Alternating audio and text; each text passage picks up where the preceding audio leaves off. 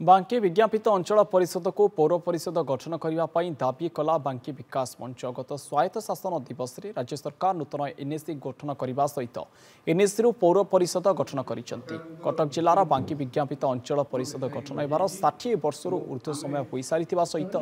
विज्ञापित अंचल परिषद पौर परिषद गठन पर आवश्यक मानदंड पूरण करुथिबारु राज्य सरकार विचार करने सांबादिक सम्मेलन में सूचना देइचंती बांकी विकास मंचर अध्यक्ष डॉक्टर शुभ्रांशु मोहन पाड़ी। वर्तमान राज्य सरकार जो भली भाव में विभिन्न अंचल को नुआ विज्ञापित अंचल जोटी विज्ञापित अंचल था पौरांचल घोषणा करुँच क्रम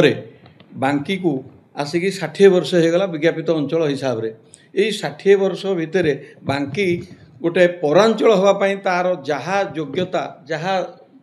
रहिबा दरकार पारामीटर सबको योग्यता हासिल कर सारी आपन जनसंख्या देखो 40,000 जगह आम 70,000 लोक नहीं आम कहूँ एठी बांकी रे आपन जो भाया जिते प्रकार ऑफिस दरकार एठी 4टा कोर्ट अच्छी एठी सर्वपुरातन हाईस्कल सह 14टा हाईस्कल अच्छी 12टा नेशनलाइज्ड बैंक अच्छी 2टा हाट अच्छी एठी बांकी समवाय बैंक जोटा आपन सर्वपुरातन एवं बांकी होची एंतुलीशाल कोऑपरेटिव जगार आम एत पाखे थी सरकार